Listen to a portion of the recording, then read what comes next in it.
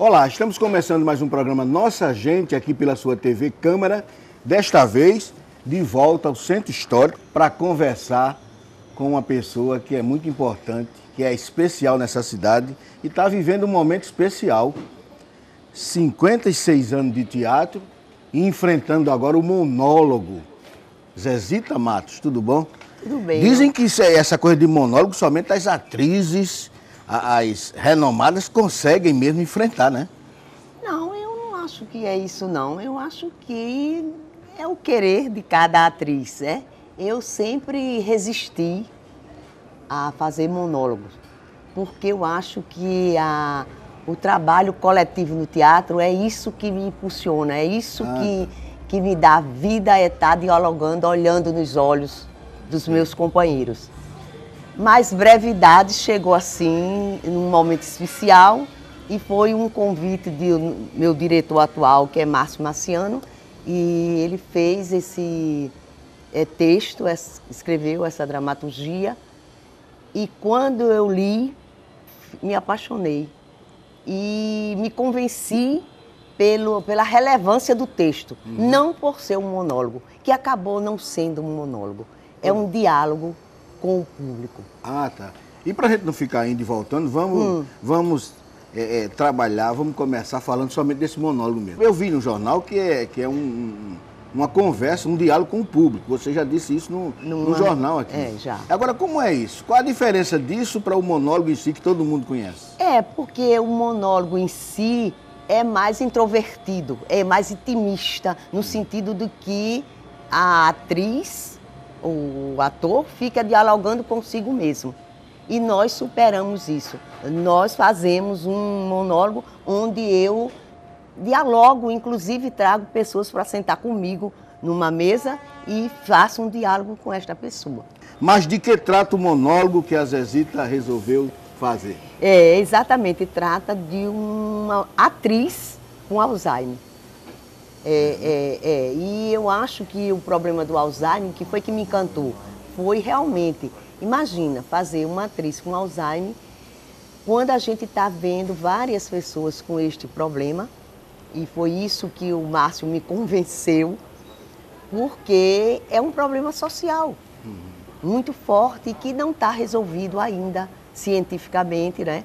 Então, eu acho que foi uma experiência ímpar na minha vida como atriz e tratando mais uma vez de uma coisa que tem um diálogo com o público.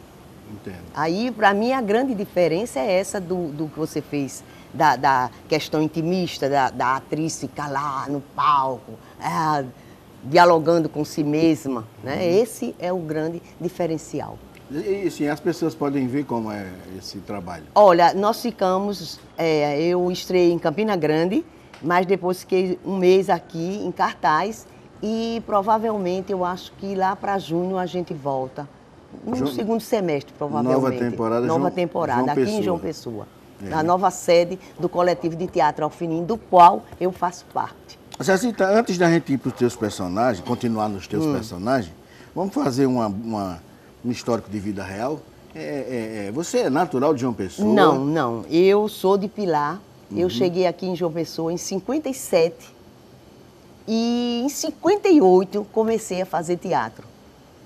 É interessante quando você ontem me telefonou e eu disse a você que estava indo para Guarabira, né, apresentar o espetáculo também lindo que é Quebra-Quilos, que trata do movimento do Quebra-Quilos, que ninguém conhece. Mas fala logo de você, deixa o Quebra-Quilos. Mas aí veja como as coisas vão se encaixando. Ontem foi o Dia Internacional do Teatro. Hoje não, há pouco menos de um mês, todas as televisões, todos os jornais falam do golpe militar. E tudo isso, e você me pergunta, de onde você vem? Eu vim de Pilar em 57, em 58 eu começo a fazer teatro, estreio com o espetáculo Prima Donna, com o Teatro Popular de Arte, um grupo que existia aqui. E em 58 também eu entro para a Juventude Comunista. Então, a minha vida é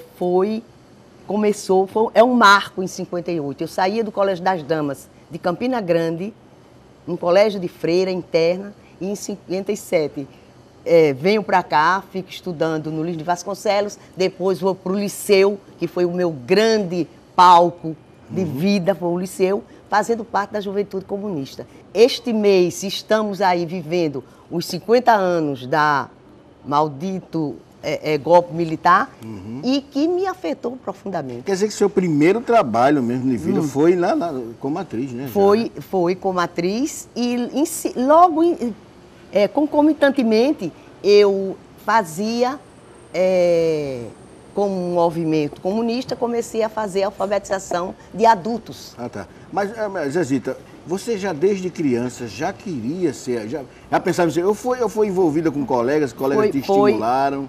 Quem foi que te lançou nessa... É interessante, quem me lançou na história do teatro foi meu ex-marido, Breno Matos, né, que eu o conheci em agosto de 58, num dia 18 de agosto, e no dia 25 de agosto eu já estava sendo convidada para fazer parte desse espetáculo, porque estava faltando uma atriz.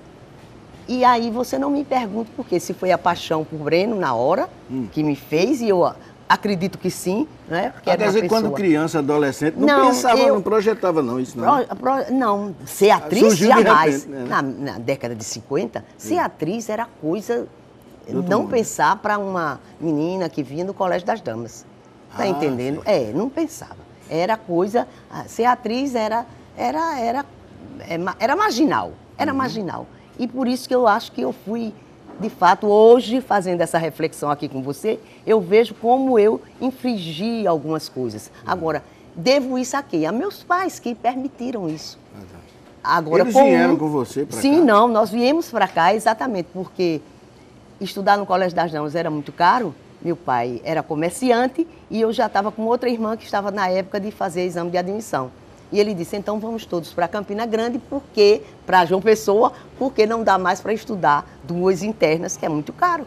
E nós viemos para cá e daí entrei no movimento estudantil no Liceu, e foi através desse movimento que eu fui para Campina Grande para um encontro de estudantes. E então conheci Breno, e logo ele me deu o convite para o grupo de Teatro Popular de Arte, eu fui. E aí não parei. São 56 anos agora. Agora, né? Agora, em agosto deste ano. Não parece, né? Eu acho era. que todo mundo te diz isso. Né? Diz nada, seguinte, mas eu sei que faz. Agora, aí você, além de... começa a trabalhar com atriz, aí vai estudar, Aí continuo meus estudos e aí porque você acabou virando pedagoga, né? Que a gente pois vai falar disso exatamente. Também. Então, um dos itens que meu pai, quando eu disse ele que ia fazer teatro, ele disse, minha filha, você vai, mas você vai me prometer uma coisa. Porque o sonho dele era ver os filhos formados. Por isso que ele veio para João Pessoa. Né? E aí disse, você vai, mas você não vai deixar. Éramos 6 irmãos. Agora hoje somos 5. Você já começa com a novela, né? Éramos 6 agora, mas somos 5 hoje, né? Então, o compromisso foi esse, de me formar. E, de fato, continuei fazendo teatro, me formei em letras. Logo depois fui convidada para dirigir o Dom Adalto, que foi a minha primeira experiência como educadora, e fiz pedagogia e me dediquei a vida toda. Eu trabalho no Unip, no Centro Universitário daqui, e estou, nesses 56 anos, fazendo educação e teatro, que eu acho que são as duas coisas, as duas paixões, além dos meus filhos e dos meus netos, que me movem. Educação, já fui coordenadora de pedagogia, de letras, criei o núcleo de apoio pedagógico e agora estou no programa de responsabilidade cultural lá do Unip. Nesse agora, momento. Já que a gente está falando de vida, mais de história de vida do que propriamente profissional, e para a gente já também inserir algumas imagens além das nossas, tem um documentário que eu gostaria que você falasse sobre ele, porque aí a nossa produção vai inserindo as imagens do documentário. Dinamizar aqui o programa. Pois é, eu tive também o privilégio, as coisas na minha vida vão acontecendo assim, de receber o convite de Messi Cleide, ela chega junto de mim, num festa Aruanda, eu não a conhecia, e ela chega e diz, Zezita, você é Zezita Matos? Sim. Ela disse, eu sou Messi Cleide e quero fazer um documentário sobre sua vida. Eu fiquei pasma e na mesma hora disse certo. E ela fez, sem nenhuma interferência minha, claro, arranjou tudo. Aliás, é o primeiro documentário feito aqui em João Pessoa com produção que não tem nada com o governo nem com o Estado. Ela conseguiu com os empresários. E tem aí esse documentário e eu sempre agradeço essa gentileza, né, de Mercy Cleide, que eu não me acho, fazer um documentário jamais. Você falou agora há pouco que não pensou em ser atriz, até porque naquele tempo, nos anos 60, era assim meio pesado, né? Essa coisa de mulher no teatro não eram bem vistas, né? Eram as menininhas que não eram vistas com bons olhos, não. Mas, Zita, de certa forma, hoje ainda existe um pouco isso, né? Principalmente nesses trabalhos onde as mulheres precisam ousar mais a questão da nudez, a questão do corpo. Essa arte, principalmente, continua ainda muito... Mas eu acho que não. Eu acho que, ao contrário, hoje, sem nenhum preconceito, mas com a história dos modelos virarem atrizes, esses cursos de teatro, que tem vários, eu acho que a televisão quebrou isso. A gente tem que reconhecer. A televisão quebrou esse estigma de atriz. Eu sempre vejo por aí. Mesmo a história que mudou, não é? E a televisão contribuiu muito para essa relação de dizer que quem faz teatro é marginalizado. E eu vejo que não, mesmo assim, a gente tem cursos já de teatro, eu acho maravilhoso, mas é um número resumido, porque é uma profissão que não dá aqui no Nordeste, né? Pelo menos. E, de certa forma, o teatro em si é muito difícil fazer, é muito caro, é muito complicado. Eu já ia entrar também nessa parte aí da condição da profissão, tá entendendo? Sobretudo, assim, numa cidade como João Pessoa, no Nordeste, de modo geral, não é fácil viver só disso. Né? Não é fácil. Eu realmente fiz a opção de não viver disso só, exatamente porque sabia como era difícil, não é? E tive a minha profissão paralela de educadora para poder sobreviver. Uma pessoa assim, uma jovem, uma Zezitinha que está com 15 anos ali assistindo a gente agora, você aconselharia a investir na vida de atriz? Sim, mas aconselho. Só de atriz, sem uma atividade paralela? Eu acho que... Já dá? Já dá. E eu admiro muito quem faz isso. Eu talvez não tenha tido coragem de fazer isso, mas eu acho que dá. E deve fazer. Deve fazer. Você falou, começou com o marido, né?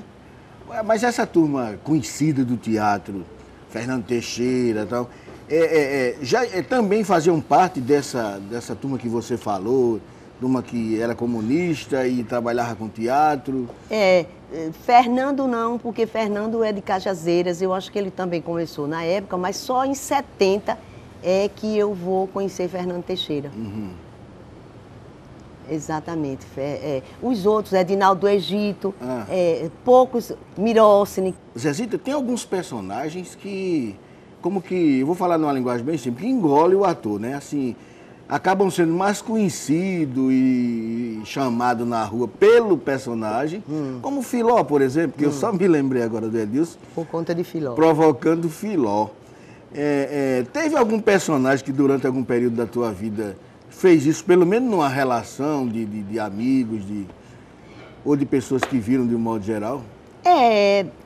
Sempre tem.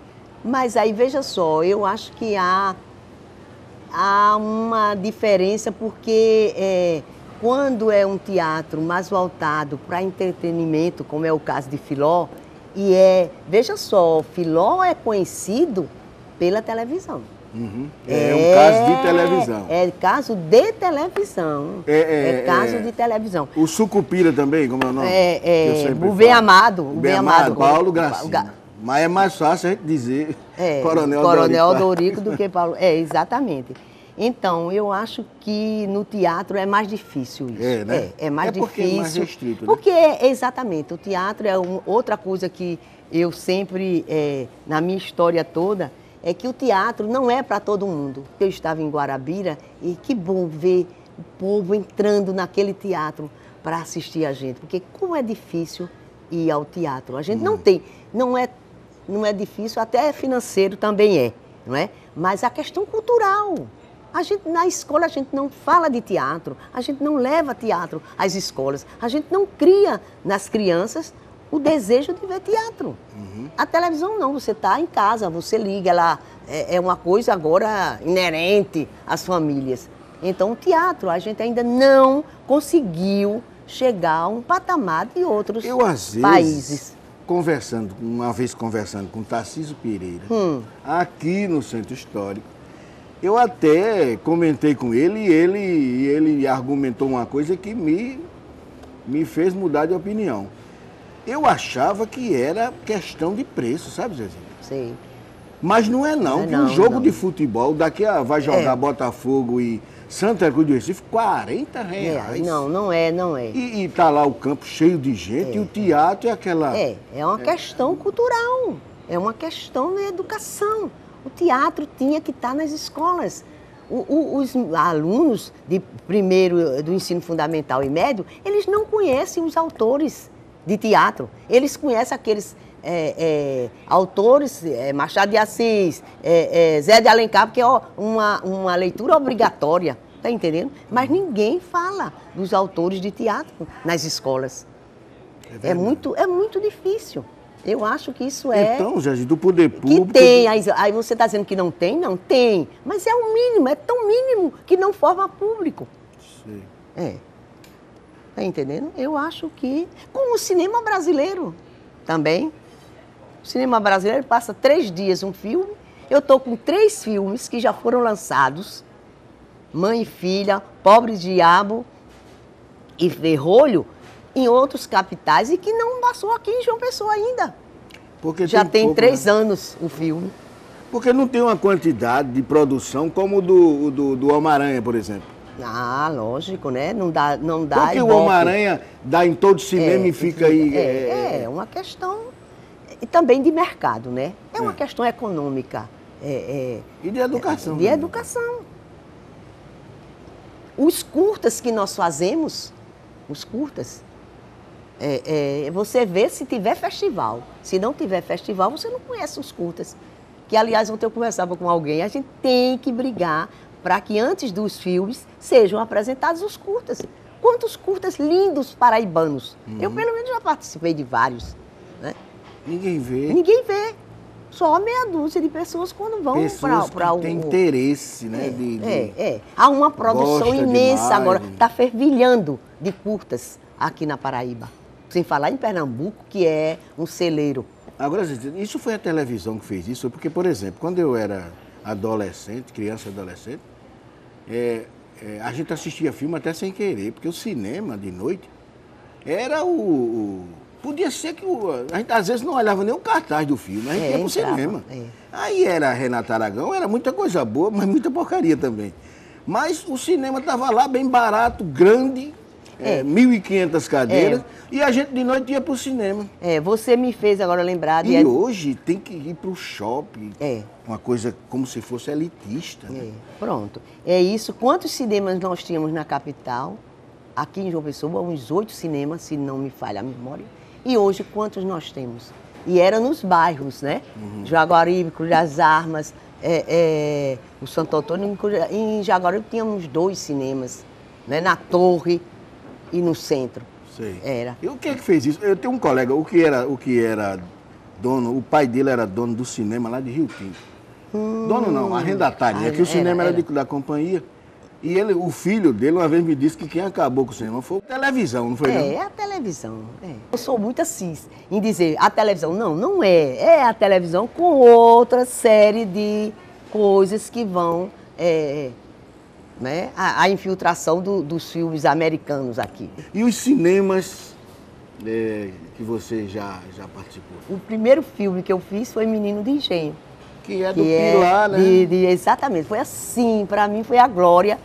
Houve um teste e eu passei do teste de fazer Menino de Engenho, porque era uma região que eu conhecia, e Zé Lins do Rego, né? E assim, o deslumbramento realmente do cinema. E falar de um tema que eu conhecia, que estava na minha pele, não é? Essa é sua tia Maria.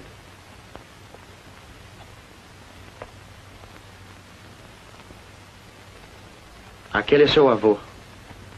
Vá falar com ele.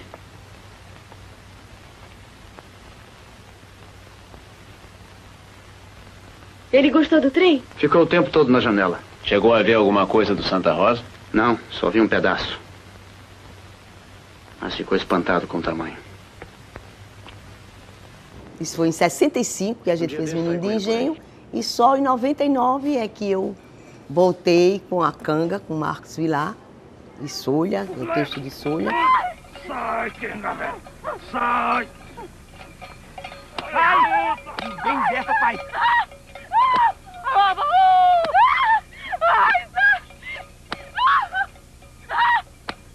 Eu não aguento mais. Se esse menino nascer morto, não sei do que eu sou capaz de fazer. E daí para frente, realmente, estão acontecendo alguns convites, né? E eu estou aí fazendo. São filmes que também não sei se sorte ou coincidência, são filmes que têm dado uma representação muito forte ao cinema brasileiro, assim como Cinema Asfirina e Urubus, O Céu de Sueli, né? Tem vários filmes que são filmes que ganharam muitos prêmios, inclusive eu ganhei também alguns, mas isso não vem ao caso. Mas eu gostaria de frisar, assim, como o meu entendimento de teatro. Por que é que eu persisto e continuo fazendo teatro? É porque eu acho que o teatro é um meio de comunicação com o povo. Também não é por coincidência aí que a minha história é cheia de um teatro em que a gente não faz só como entretenimento. A gente faz um teatro onde tem uma forma de... Mas a gente falou agora há pouco que você concorda que ainda está muito restrito. Sim, mas porque está no sangue mesmo, é gostar mesmo, né? De fazer? Sim. Aí Aí entrou no sangue. Em tempo de criança, eu gostava muito de circo. Inclusive, Damião Ramos Cavalcante fez uma crônica um dia desse, que é linda a crônica, e ele lembra disso, que ele também, não é de Pilar, mas morava em Pilar, é de Itabaiana. E ele fala de como a gente brincava, e que eu era quem comandava a brincadeira. Assistíamos os teatros dos circos e depois repetíamos no quintal da minha casa. Quer dizer, mas isso é coisa que eu acho que todo jovem de 10 anos, toda criança faz isso, mas 10, 12 anos. Coisa já, mas né? era já, né? Eu acho que tem. Agora, eu não acredito tá no sangue agora, porque eu achei que é um canal, é uma linguagem, é um meio que a gente pode refletir o momento histórico que a gente vive. E é bom que as escolas, no caso, isso que você disse, que as escolas, quando o menino chega fazendo isso no quintal de casa, que as escolas deem continuidade, aí né? sim, É exatamente. Porque senão fica vendo somente os enlatados do estrangeiro. Exatamente. Não fica criando, né? Aí que isso era o que a gente devia incentivar, não é? Aí melhoraria, ampliaria. Porque através, você vai montar um texto, você tem que conhecer a história do momento daquele texto aconteceu. Quer dizer, é um crescimento e uma forma de ensinar. Só que a gente não faz isso na escola. Pensa que o teatro está fora do aprendizado. Não está, está dentro. Sei. Professor de português tem aqui. Principalmente de português, né? Fazer, provocar e estimular, né? Porque às vezes... É por isso que muita gente dessa área vem daquele filme A Sociedade dos Poetas, né? Aquele professor que não existe. Ali, quem tiver talento para... E você sabe que tem muitos professores daquele jeito. Agora, que não são como são pontuais, você não tem, não é relevante na nossa sociedade. Mas tem muita gente fazendo isso nas escolas. Tem, né? Tem. De maneira... O ano passado, eu fiz recebi uma homenagem na prefeitura e eu estive em várias escolas. Sim, tem uma homenagem também agora, né? Da academia. Teve, também. A gente está caminhando para terminar o programa. Sim. Vamos terminar com as homenagens, que a intenção do programa não deixa também de ser mais ou menos isso. A homenagem eu acho que é uma consequência, né? O importante é que eu continuo fazendo. Estou no coletivo de teatro Alfinim, já estamos preparando um trabalho agora para o segundo semestre, na obra de Machado de Assis. A gente vai fazer uns seminários e está fazendo um estudo na obra e vai montar o espetáculo. Bom, Zezita, você tem história no teatro e até como mulher mesmo de uma hora, para a gente conversar aqui até um dia todo, mas infelizmente nosso tempo está acabando. Mas você tem aí um tempo para as suas considerações finais. A gente quer, de antemão, agradecer você ter atendido nosso convite. Eu gostaria de dizer o seguinte, que, de fato, fazer teatro nesses 56 anos não foi fácil, não está sendo fácil, mas também não é gratuito. É uma determinação e também tem um apoio, é isso que eu acho, da família. Porque quantas mulheres como eu gostariam de estar fazendo teatro e não têm condições. Várias colegas minhas dos tempos de liceu que faziam teatro lá não puderam. Então, mais uma vez, a relação econômica tem a ver com essa determinação. Não é só uma coisa, eu gosto de teatro. Eu gosto de teatro, sim, mas eu tenho a minha condição que favorece a fazer teatral. E outras pessoas não fazem por isso. Então, eu acho que é outra relação também muito cruel da nossa sociedade. Uhum. Não dá condições para os artistas apresentarem sua arte. Sua arte, muito bem. Zezita, muito obrigado, então. E pelo que você disse agora, tomara que a educação e o próprio tempo vá melhorando essa situação e deixando de existir tantas Zezitas enrustidas. Não é verdade? Exatamente. Existirem as Zezitas de fato como a Matos. A gente termina o programa agradecendo a Zezita e até o próximo programa. Dá um beijo, sinhazinha. Quero que você seja um menino bonzinho. Essa aqui é Lili, sua prima. E esses dois são seus primos também, Silvino e Zé. Ricardo, leva o baú lá pra dentro.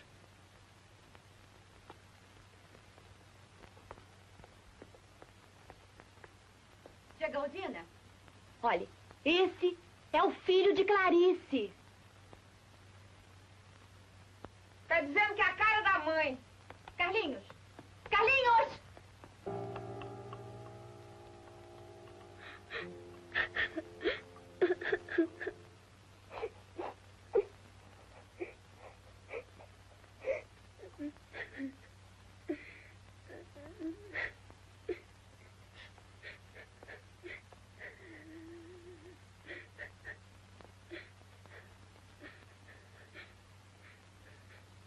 Você já viu o engenho? Não chore. Você já viu o engenho? Hã? Pois amanhã seu tio Juca vai mostrar tudo a você. Depois você vai ter muitos amiguinhos. Seus primos estão aqui. Você vai brincar com eles no copiar. E vai ter bichinhos. Só pra você. Agora você é sua mãe. Você vai gostar de mim. Vamos, não chore. Seja homem.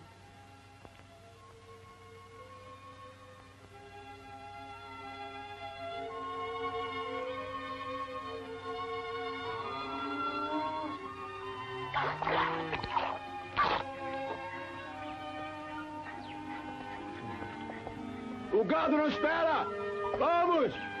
Só querem comer? Para o trabalho é preciso gritar. Seu Andorinha!